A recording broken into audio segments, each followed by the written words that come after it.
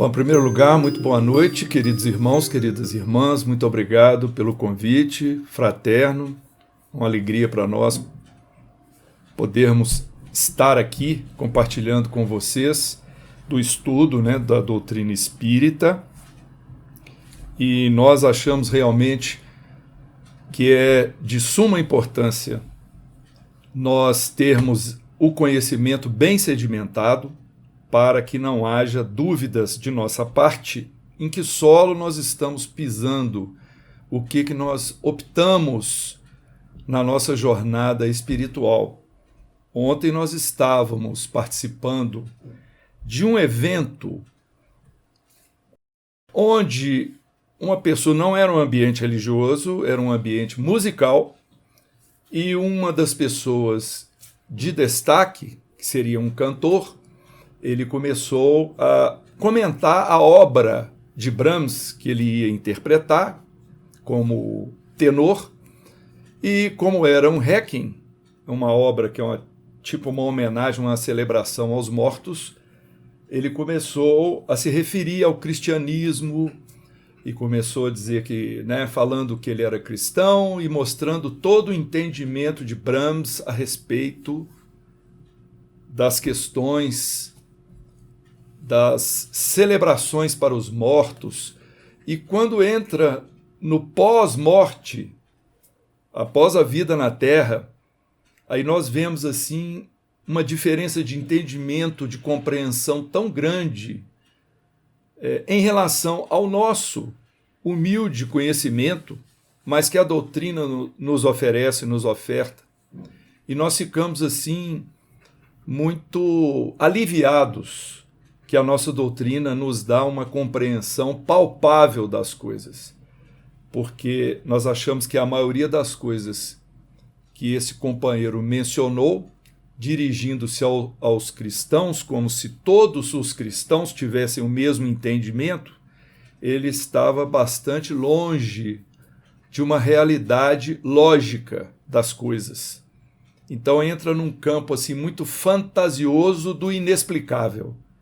E aí realmente fica difícil você levar adiante uma religião que fica basicamente num campo dogmático de rituais, de celebrações, de uso de paramentos, de objetos, porque muito disso aí as pessoas confundem a religião com a religiosidade também, Então nós vamos até falar um pouco sobre isso mais adiante.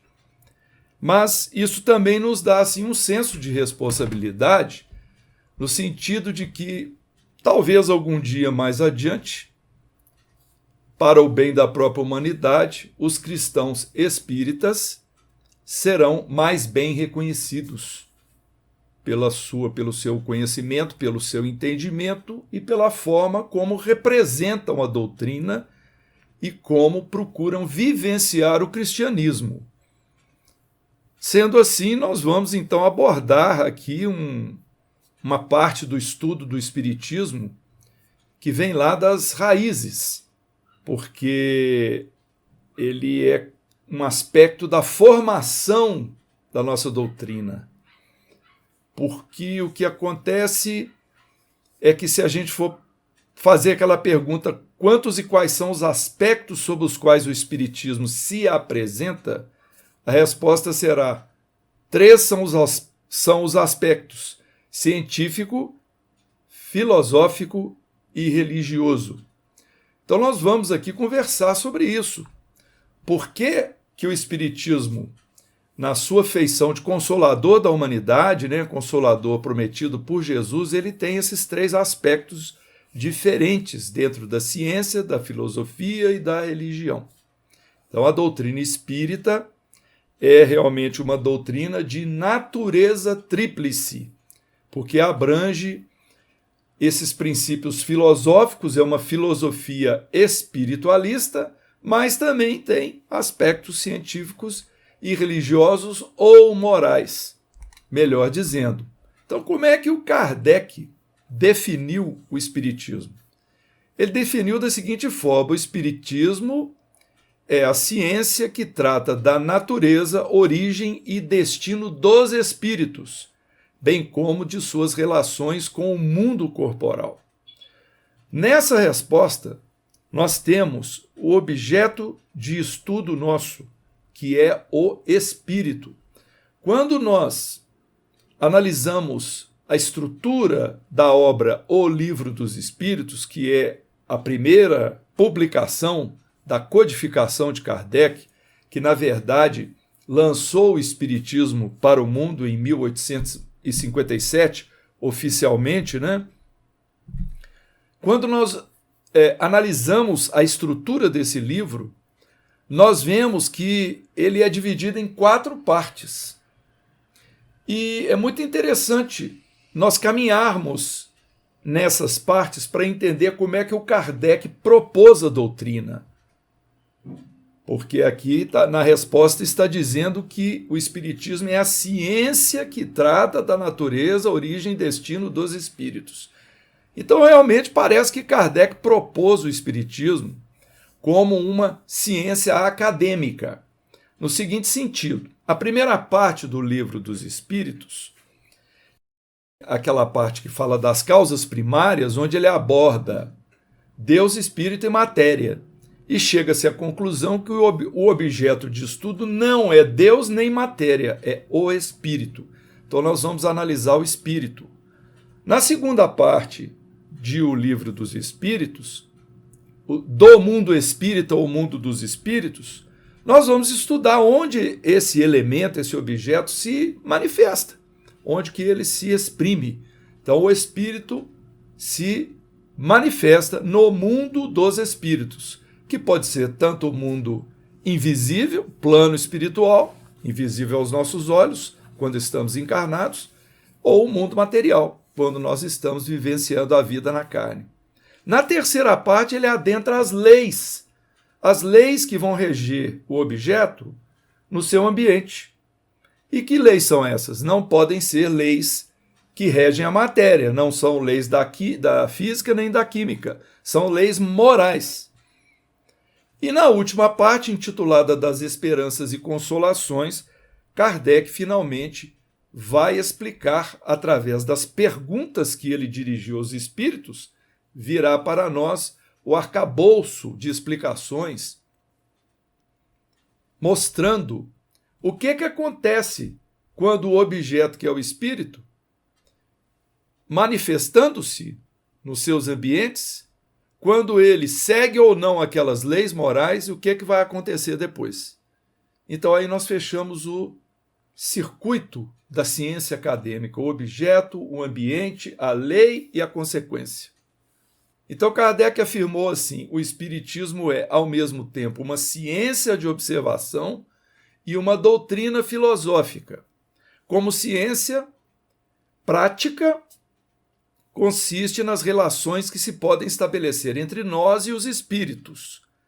Como filosofia, compreende todas as consequências morais que decorrem de tais relações. Então, para o Espiritismo é muito importante compreender as relações entre nós, espíritos encarnados, e os espíritos desencarnados.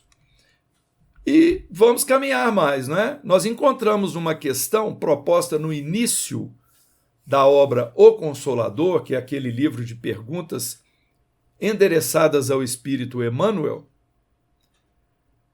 onde Emmanuel teve de responder ao seguinte: apresentando o Espiritismo na sua feição de Consolador prometido pelo Cristo, 3 diferentes aspectos: científico, filosófico, religioso. Qual desses aspectos é o maior? A pergunta foi feita com essa objetividade para Emmanuel. Então ele respondeu que podemos tomar o Espiritismo, simbolizando deste modo com um triângulo de forças espirituais. A ciência e a filosofia vinculam à Terra essa figura simbólica do triângulo, porém a religião é o ângulo divino que a liga ao céu. Então, se nós temos ciência, filosofia e religião representado por um triângulo, a espiritualidade coloca o peso maior na parte moral, ou seja, na religião. Então, sendo assim, é importante para nós compreendermos que o conhecimento da moral espírita, que é a moral cristã, é o mais importante para nós. Saber da ciência e da filosofia é igualmente importante, mas a parte moral, o ensino do Cristo sobre a nossa conduta, sobre o nosso comportamento, as nossas relações com as pessoas, isso deve ser a tônica das nossas preocupações. Então, no seu aspecto científico e filosófico, a doutrina será sempre um campo nobre de investigações humanas, como outros movimentos coletivos, diz Emmanuel, de natureza intelectual, que visam o aperfeiçoamento da humanidade. No aspecto religioso, todavia, repousa a grandeza divina por constituir a restauração do Evangelho de Jesus Cristo, estabelecendo a renovação definitiva do homem para a grandeza do seu imenso futuro espiritual. Muito bem.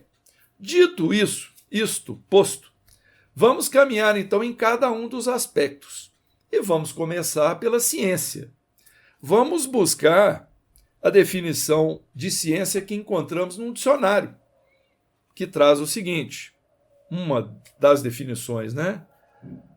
Ciência é o conjunto organizado de conhecimentos relativos a um determinado objeto, especialmente os obtidos mediante a observação, a experiência dos fatos e um método próprio, soma de conhecimentos práticos que servem a um determinado fim. Então, por esse conceito generalizado de ciência, nós já encontramos o nosso objeto, que vai ser o espírito. E na definição geral de ciência traz aqui especialmente os obtidos mediante a observação, que é justamente o nosso caso.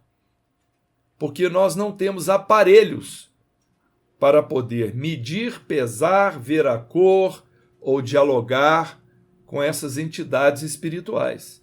É através de observações que são feitas nas reuniões de comunicação mediúnica, como veremos.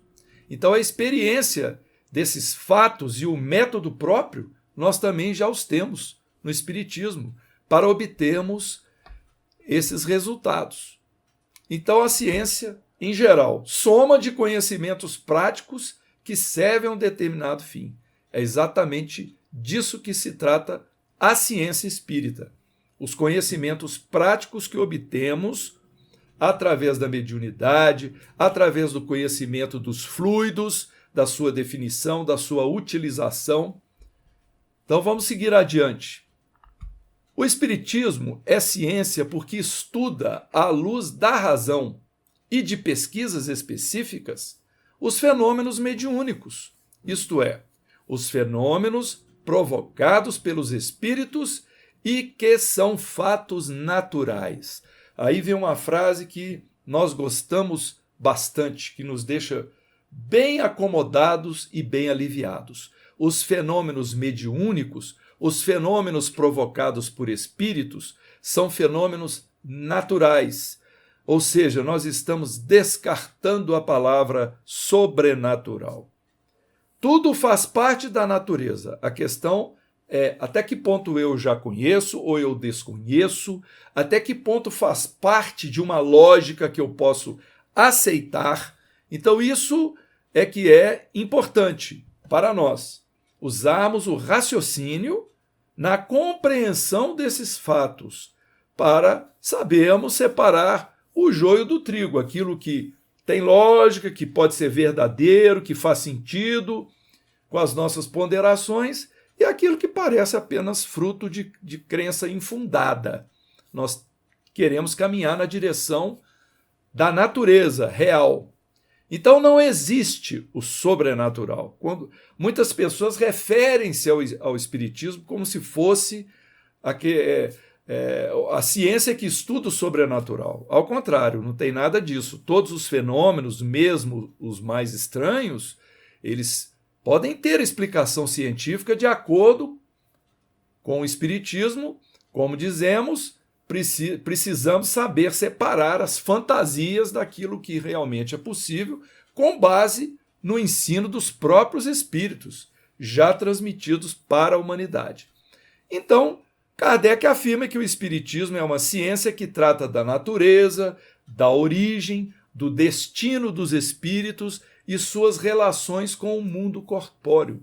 Então, olha só, natureza, de que é feito o espírito, de que ele é composto, da origem, de onde vem o espírito, o que é esse ser, de onde ele vem, e qual o destino, para onde vai o espírito, e qual é a relação nossa com esses espíritos. A bem dizer, sabemos já, graças a Deus, que nós somos espíritos e que esses espíritos a que nos referimos que estão no campo espiritual nada mais são do que homens, mulheres e crianças que passaram pela experiência na carne, se desligaram momentaneamente dela e estão vivendo lá no plano espiritual. Então, o aspecto científico fornece comprovações a respeito da natureza, da imortalidade do espírito, a influência exercida pelos espíritos e o intercâmbio mediúnico estabelecido entre os encarnados e os desencarnados. Na questão número 5 da obra O Consolador, foi feita a Emmanuel a seguinte pergunta: os fatos ou fenômenos espíritas têm alguma importância no estudo do aspecto científico do espiritismo? Emmanuel respondeu: evidentemente. Os fatos ou fenômenos espíritas são a substância mesma da ciência espírita, e o seu objeto é o estudo e o conhecimento desses fenômenos, para a fixação das leis que os regem.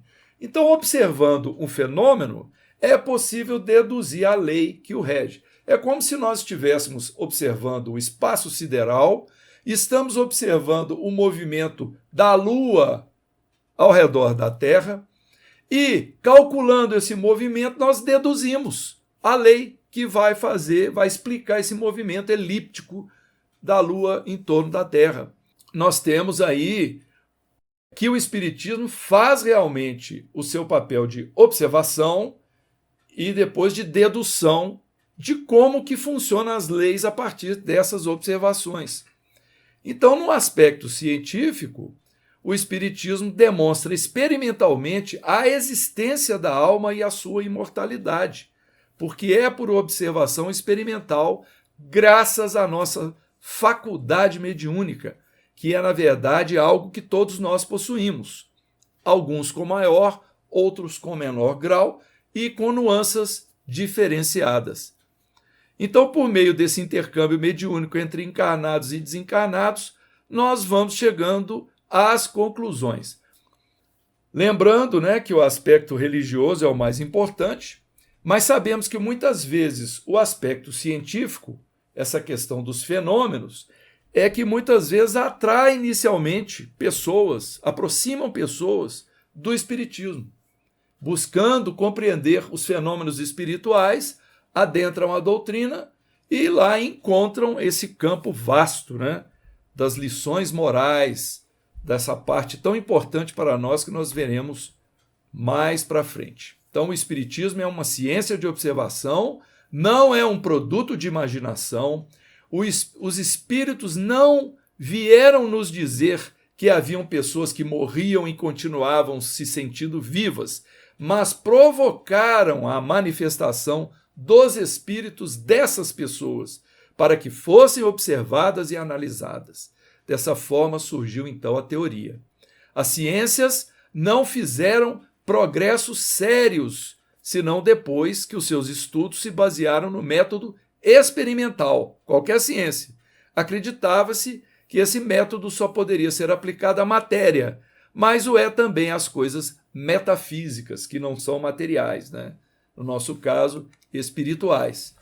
Então, isso é muito interessante e, naturalmente, nem todas as pessoas têm acesso à reunião mediúnica, ao fenômeno mediúnico, estruturado, vamos dizer assim, porque às vezes o fenômeno mediúnico está acontecendo dentro de casa e nós, por desconhecimento, não estamos sabendo que aquilo é um fenômeno mediúnico. Ou seja, é uma interação de alguém que está no campo espiritual com alguém que está no campo material. Mas é porque o espiritismo leva tudo muito a sério, somente dentro de certas condições bem estruturadas é que as pessoas podem aderir a uma reunião mediúnica, principalmente se tiverem objetivos nobres e não de mera curiosidade, porque os espíritos que coordenam essas atividades são espíritos mais evoluídos que nós e são espíritos sérios, que estão visando a utilidade da coisa, o bem, a nossa evolução, o tratamento, a cura de entidades que estão em sofrimento no campo espiritual. Espiritismo demonstra experimentalmente a existência da alma e a imortalidade, ou seja, a nossa alma não é eterna, mas ela é imortal. Uma vez criados, nós não morremos mais, não a alma, apenas o corpo, só o que é material. Vamos adentrar aqui agora o campo da filosofia. Vamos fazer como fizemos para a ciência. O dicionário traz filosofia, do grego filosofia, amor à sabedoria, estudo que se caracteriza pela intenção de ampliar incessantemente a compreensão da realidade, no sentido de apreendê-la na sua totalidade, quer pela busca da realidade capaz de abranger todas as coisas, quer pela definição do instrumento capaz de apreender a realidade, o pensamento, tornando-se o homem tema inevitável de consideração. Então é a busca da realidade, é a busca da verdade, é a busca daquilo que nos insere na vida. O que nós somos? O que nós estamos fazendo aqui? Não é? Que realidade que é essa que nós vivemos?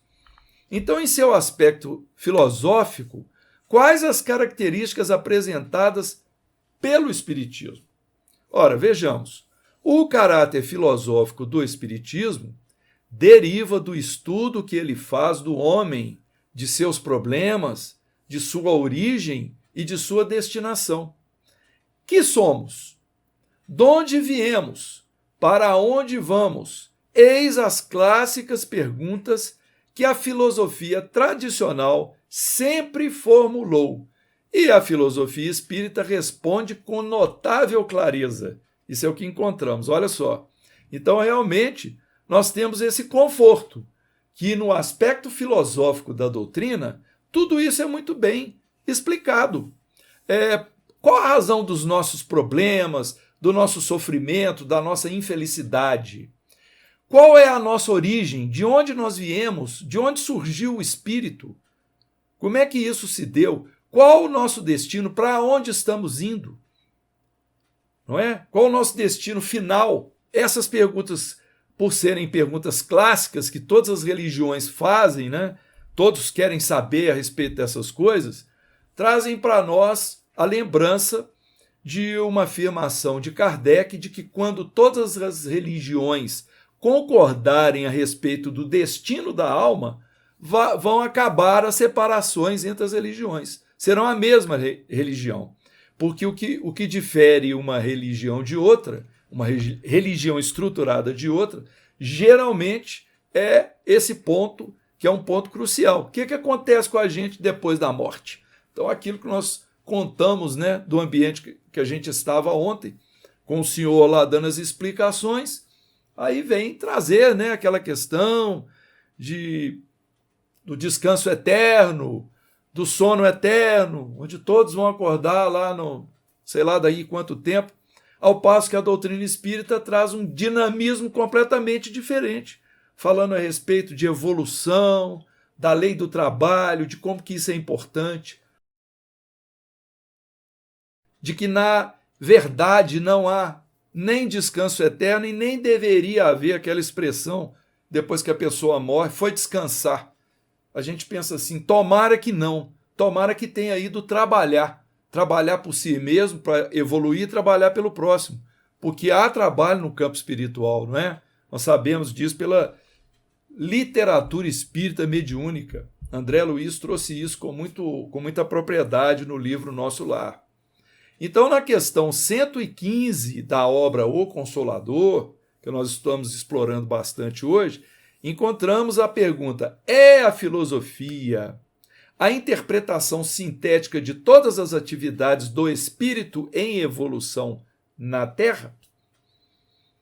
A resposta de Emmanuel: a filosofia constitui, de fato, a súmula das atividades evolutivas do espírito encarnado na Terra.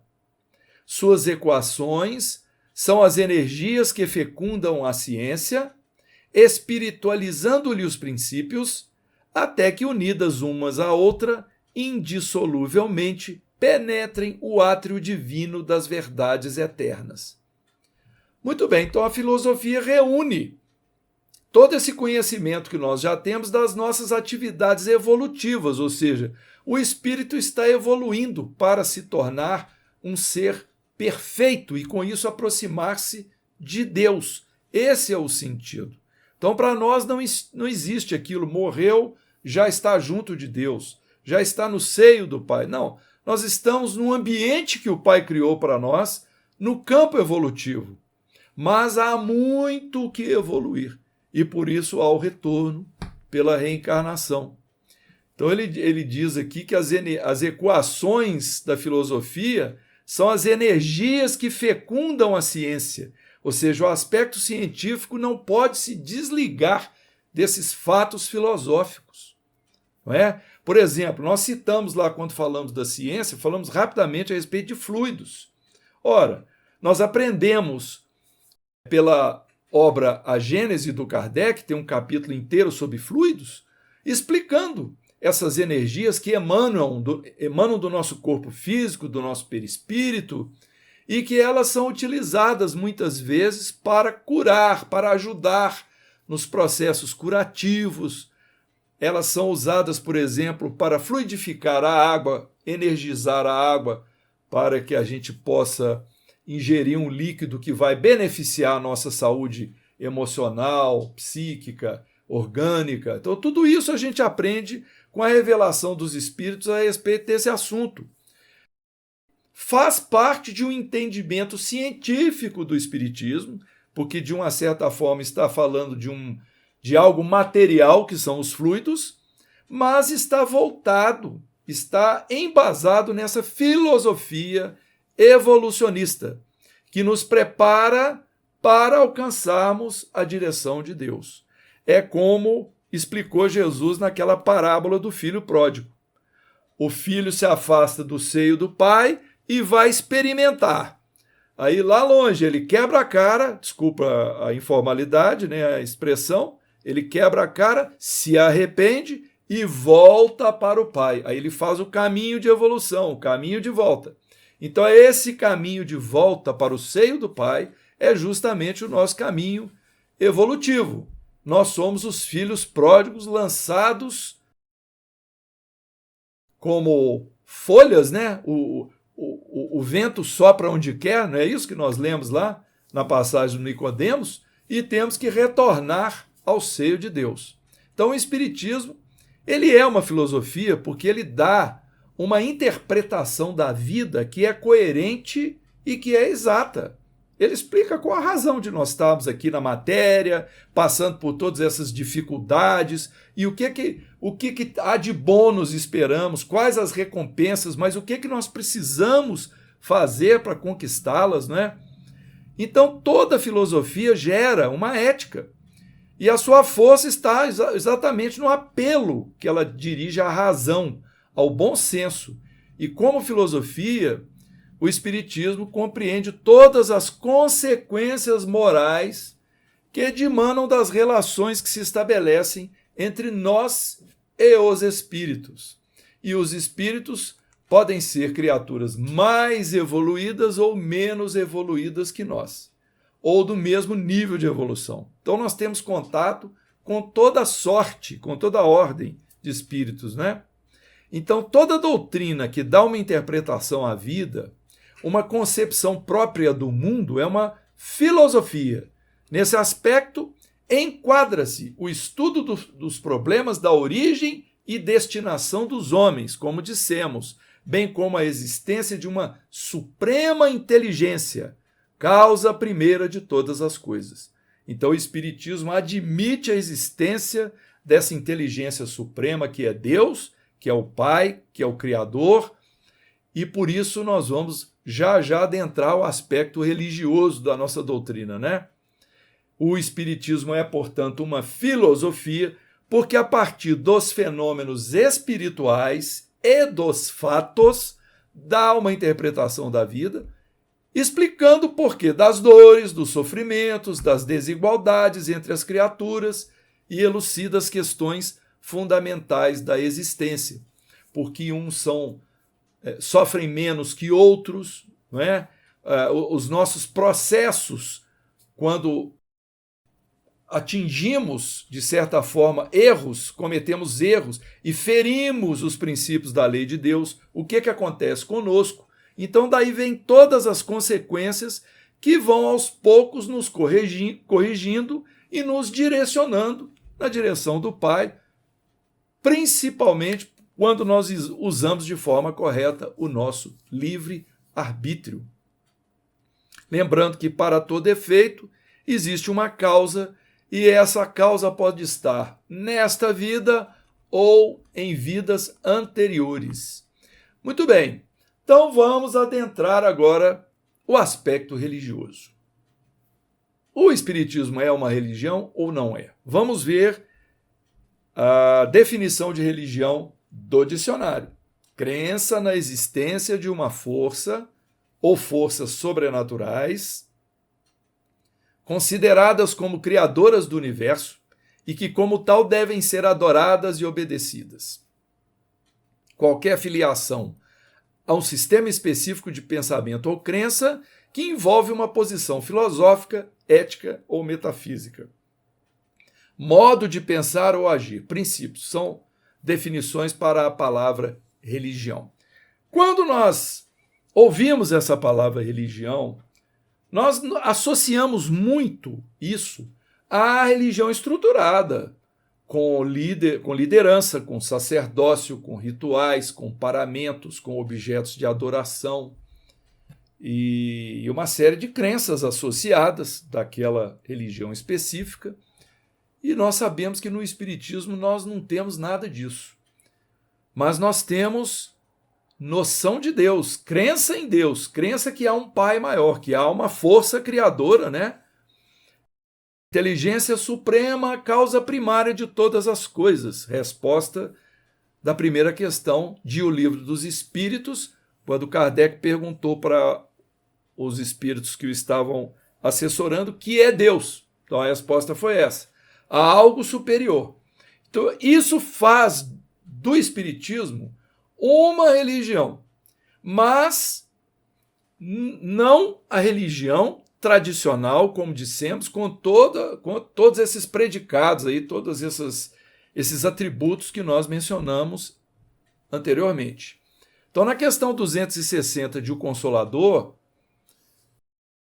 foi questionado, em face da ciência e da filosofia, como interpretar a religião nas atividades da vida. Isso perguntado para Emmanuel. Emmanuel respondeu: a religião é o sentimento divino cujas exteriorizações são sempre o amor nas expressões mais sublimes.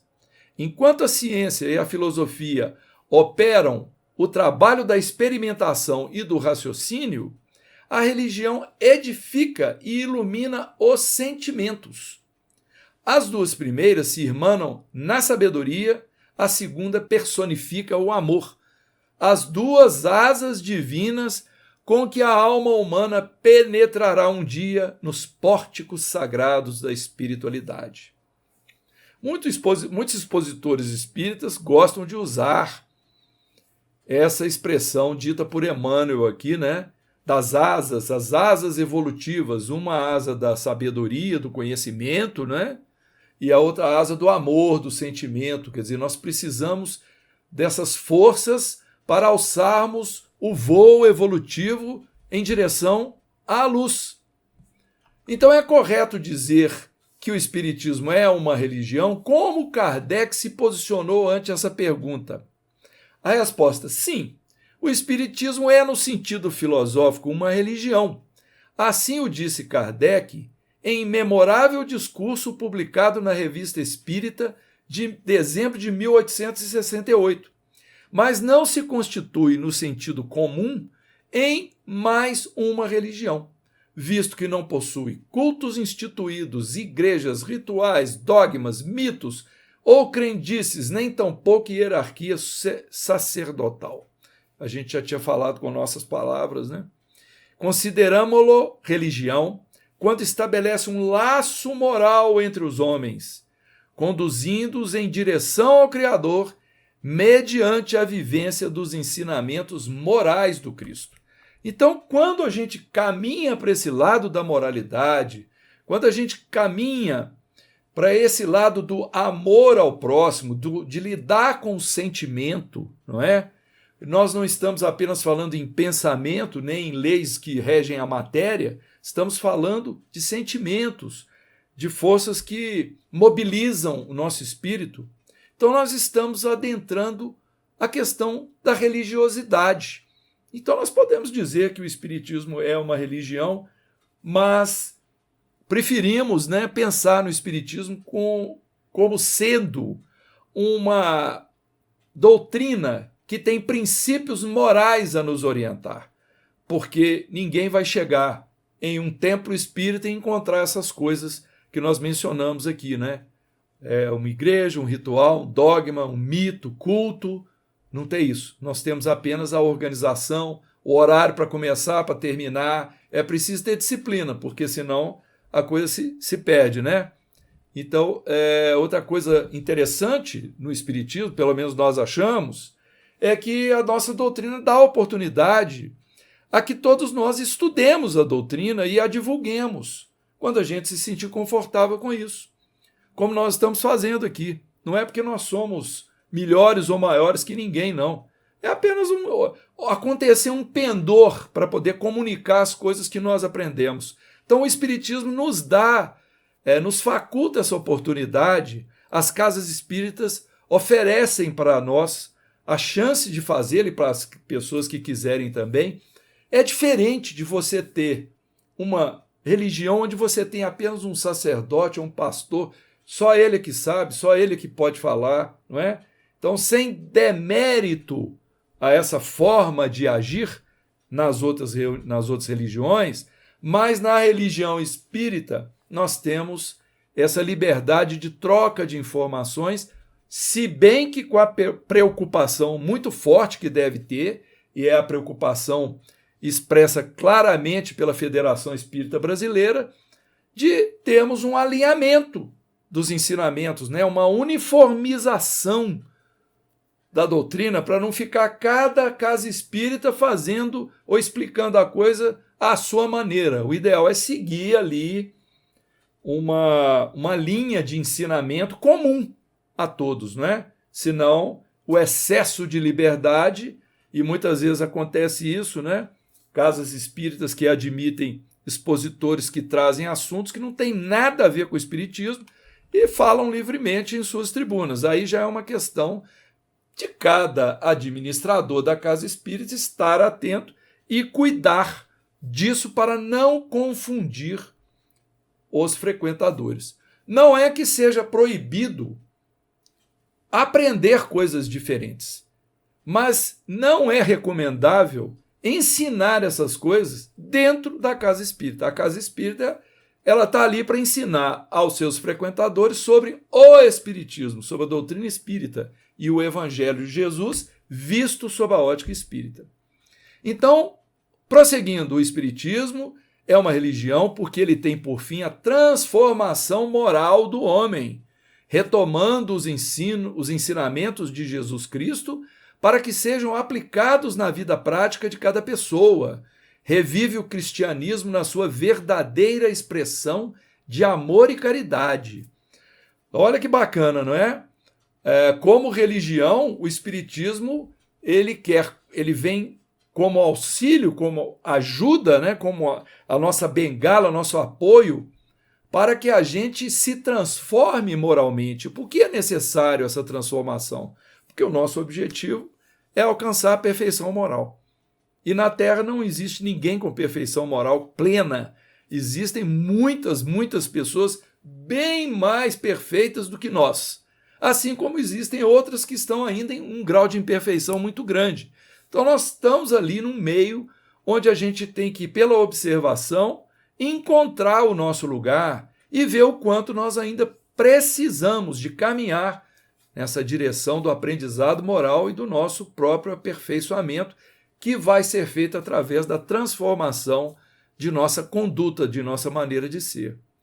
Então, o aspecto religioso ele trata das consequências morais do comportamento humano, definido pelo uso do livre-arbítrio e governado pela lei de causa e efeito. É a lei soberana, que na verdade é o nosso verdadeiro Deus. É essa lei que aplica em nós as consequências do uso do nosso livre-arbítrio. Portanto, a melhoria moral orientada pelo Espiritismo, ela se fundamenta nos preceitos doutrinários do Evangelho de Jesus, que é considerado modelo e guia da humanidade. Então, o nosso aprendizado moral é pelo ensino do Evangelho, pelo ensino moral do Evangelho. Então, para o homem, Jesus representa o tipo da perfeição moral a que a humanidade pode aspirar na Terra. Deus nos oferece como o mais perfeito modelo, e a doutrina que ensinou é a mais pura expressão de sua lei. São palavras de O Livro dos Espíritos que nós devemos compreender profundamente para entendermos que Jesus faz um papel para nós muito maior do que simplesmente aquela figura santificada para a qual nós devemos ficar orando e pedindo favores. Não, ele é modelo. Modelo é algo para nós nos espelharmos. Então, as ações de Jesus, as palavras de Jesus, na verdade, tudo que Jesus fez ou que ele deixou de fazer também, são aspectos que nós devemos estar atentos porque estão nos ajudando a evoluir. Então, quando Jesus realizava uma cura, com uma imposição de mãos, ele estava dizendo, vocês também podem fazer isso. Só que precisam evoluir primeiro, precisam ter amor no coração, precisam ter capacidade moral para a transmissão de fluidos. Estamos apenas dando um exemplo, né, ilustrativo.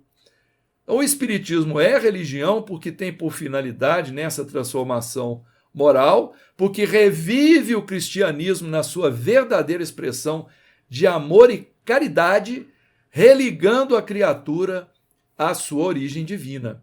Então, o Kardec fez para nós aquela conclusão, né? Fora da caridade não há salvação. O que quer dizer isso? Se não praticarmos a caridade que nós transformamos os sentimentos em amor, pensamos no próximo mais do que em nós mesmos, nós somos mais altruístas, temos compaixão, misericórdia, cuidamos do semelhante. Então, quando nós fazemos isso, nós estamos salvando o próprio espírito, porque estamos evoluindo pelo amor. Então, fora da caridade, porque a lei de Deus é amar a Deus sobre todas as coisas, né? Amarás o teu Deus com todo o teu coração, com toda a tua alma, com todo o teu espírito, e este é o maior mandamento, e eis o segundo que é semelhante a este, é igual, amarás o próximo como a si mesmo. Então, o amor ao próximo e o amor a Deus é a mesma coisa. E nós não devemos confundir amor a Deus com ritual, com oferendas, com promessas, com recitação de orações prontas, com acendimento de velas. Na verdade, amar a Deus é amar o próximo em primeiro lugar. Assim que nós provamos o amor a Deus. Então, no Espiritismo, nós não promovemos o culto material, não tem rituais nem cerimônias, estamos repetindo, não possui símbolos, velas, roupas, aparatos especiais, não admite o culto de imagens, não possui sacerdotes ou ministros. Então nós não vemos essas coisas nas casas espíritas. No Espiritismo não tem casamento com aquela formalidade, às vezes se faz um culto de união, não existe o batismo, que iria abrir as portas para aquele bebê, aquela pessoa, para o paraíso, porque nós entendemos que não é apenas um ritual material de julgar água, né? Ou de um sacerdote fazer lá algumas orações que vai abrir essa possibilidade. Na verdade, é o próprio Espírito que vai encontrar, a partir da sua conduta, esse local mais ou menos favorável depois da sua desencarnação.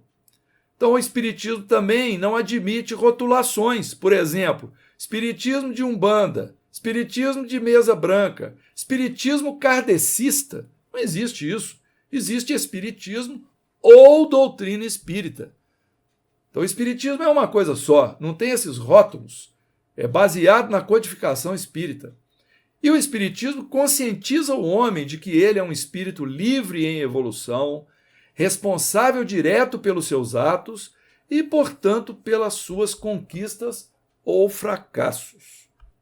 A fé, sob a ótica espírita, é a fé raciocinada. Nós já dissemos isso antes, ou seja, coloca a caridade e o amor como condições básicas para a evolução do espírito, independente do credo praticado.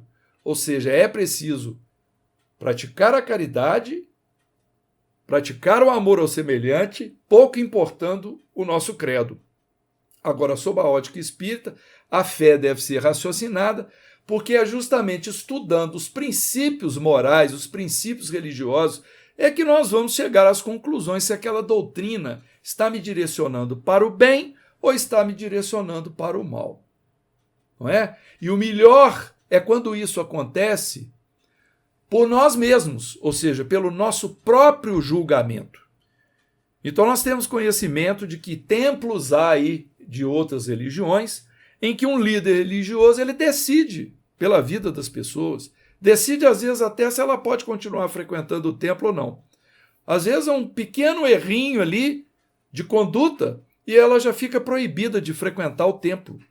Porque ele é que decide, mas ele não vê as próprias falhas, que muitas vezes são até maiores daquelas que ele está observando. Então, pela nossa doutrina, nós sabemos que as pessoas não adentram um templo espírita e são condenadas, são julgadas, são ameaçadas, são amedrontadas. Isso não é correto. É preciso transmitir a mensagem de esperança, de paz, de luz, de encontrar soluções mais adiante. A doutrina espírita, por exemplo, em vez de se condenar o suicida, condenamos o suicídio. Aí é diferente, a prática. Mas em vez de condenar o suicida, a doutrina espírita incentiva misericórdia para com ele, ações para ajudá-lo a rever o que o levou a fazer aquilo, para que ele evite a fazer em próximas reencarnações. Então, assim, a doutrina fica focada na caridade e na evolução das pessoas, na melhoria das pessoas, e não em condená-las pelos erros cometidos. Muito bem, então a caridade é a maior das virtudes, porque proporciona ao homem colocar em prática o mandamento essencial: amor ao próximo como a si mesmo. Vamos ler aqui agora alguns fundamentos da doutrina espírita para que nós possamos avaliar se todos estamos na mesma sintonia com relação à nossa doutrina. O primeiro nós já falamos: Deus é a inteligência suprema, causa primária de todas as coisas. Então, o espírita precisa admitir a existência de Deus nessa condição, o Criador Supremo. Deus é o Criador da matéria, que constitui os mundos, e dos espíritos, Criador também dos espíritos, que são seres que povoam o universo e que são perfectíveis por natureza, ou seja, podem ser aperfeiçoados. Então, os espíritos estão em toda parte. De acordo com a nossa doutrina, os espíritos não estão só no planeta Terra, eles estão em todo o universo. Onde quer que a gente possa alcançar a nossa mente, nós temos que pensar que lá há espíritos, porque Deus é o Criador e ele cria incessantemente. O espírito propriamente dito é o princípio inteligente. Então o espírito não é a forma. A forma que muitas vezes nós nos referimos para identificarmos o espírito é o perispírito, é o corpo fluídico que une o espírito, que é o princípio inteligente, ao corpo físico. Então a natureza íntima do espírito é desconhecida. Então é algo que nós não sabemos. De que é formado esse espírito? Nós sabemos que ele tem o principal atributo do espírito é a inteligência. Mas como ele é feito, como ele é formado, o próprio livro dos Espíritos fala que o espírito é como se fosse uma fagulha, uma centelha, não é? É algo assim que nós não conseguimos apalpar, medir, pesar, não tem essa conformidade, essa conformação. Para nós ele é imaterial, porque não tem nenhuma analogia com o que chamaríamos matéria. Então nós somos muito bons para definirmos a matéria, mas o espírito nós só podemos associar a ele o seu principal atributo, que é a inteligência. Os espíritos são seres individuais, têm envoltório etéreo imponderável, chamado perispírito, espécie de corpo fluídico semelhante a uma forma humana, e povoam o espaço constituindo um mundo invisível. A primeira parte dessa explicação é importante. O espírito é um ser individual. Então nós somos uma mônada espiritual. Nós temos uma individualidade que está a caminho da luz. Então nós não somos muitos, nós não participamos, não pertencemos a um todo. Nós somos uma entidade. Quando nós perdemos o corpo físico pela desencarnação, essa entidade, essa individualidade vai continuar em evolução. E nós temos, como já dissemos, esse corpo fluídico, etéreo, imponderável, que se chama perispírito a nos envolver. Os espíritos revestem-se temporariamente de um corpo material durante a encarnação. Então é um primeiro presente que a gente recebe de Deus quando a gente volta, aqui um corpo novo para você. Pronto. E Deus é tão bacana que ele permite que a gente venha num corpo que ninguém reconhece quem a gente era. E isso facilita que a gente se expresse sem sermos tratados com preconceito, com julgamento, porque os crimes que porventura cometemos antes ficam às escondidas. Fica só ao olhar da lei de causa e efeito, ao olhar de Deus. A encarnação é necessária ao desenvolvimento moral e intelectual do espírito e para a realização das obras de Deus. Então, todos os espíritos têm que passar pela experiência na carne. O aperfeiçoamento do espírito é fruto de seu próprio trabalho, não podendo, em uma única existência corpórea, adquirir todas as qualidades morais e intelectuais que devem conduzi-lo ao objetivo que é o progresso. Então não há como a gente pensar que numa encarnação só nós já resolvemos a questão evolutiva. Quantos morrem ainda criancinhas, né? Quantos morrem sem acesso à cultura, ao conhecimento? E quantos passam uma vida inteira com uma enfermidade grave? Então a pessoa precisa de oportunidades, né? O espírito precisa de chances para progredir tanto na asa do amor quanto na asa da sabedoria. E por isso nós voltamos no processo reencarnatório. E a vida espiritual é a vida normal do espírito. Ou seja, aqui nós estamos na exceção. Nós estamos encarnados, essa não é a nossa vida normal. A vida normal é a vida desencarnados, porque assim nós vamos evoluindo até chegar a um ponto que nós não vamos mais precisar do corpo material. Então essa vida espiritual, ela digamos assim, eterna no sentido de ser imortal, mas a vida corpórea é transitória e passageira, é apenas um instante na eternidade. Em consequência do nosso livre-arbítrio, uns tomam o caminho mais curto, que é o do bem, e outros mais longo, que é o do mal. Caminho para a perfeição, caminho de evolução para Deus, para a luz. Deus não criou o mal, estabeleceu leis, e essas leis são sempre boas, porque ele é soberanamente bom. Aquele que as observasse fielmente seria perfeitamente feliz. Mas os espíritos, tendo seu livre-arbítrio, nem sempre as observam, e o mal veio de sua desobediência. Então, Deus não fez o mal e, portanto, Satanás não existe como uma criação de Deus ou um ser à parte a Deus. O que existe é uma maldade do homem que não quer seguir, né, o esforço de conduta para obedecer à lei de Deus.